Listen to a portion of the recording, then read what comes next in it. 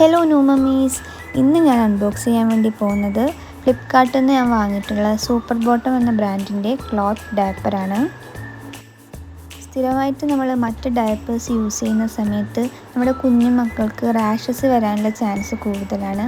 അപ്പോൾ ഈ cloth diaper ഒരു ബെസ്റ്റ് ചോയ്സ് തന്നെയാണ്. ഞാനിത് അറൗണ്ട് 500 റുപ്പീസിനാണ് ഫ്ലിപ്കാർട്ടിൽ നിന്ന് വാങ്ങിയിട്ടുണ്ടായിരുന്നത്.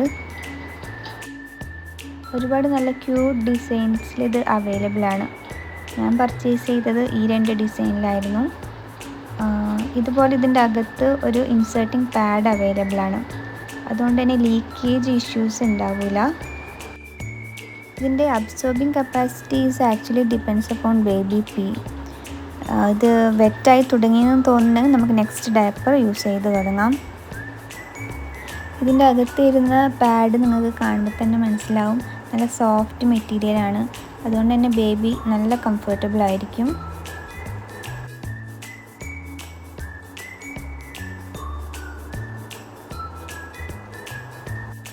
പിന്നെ ഈ പാഡിനകത്ത് ബട്ടൺസ് അവൈലബിൾ ആണ്.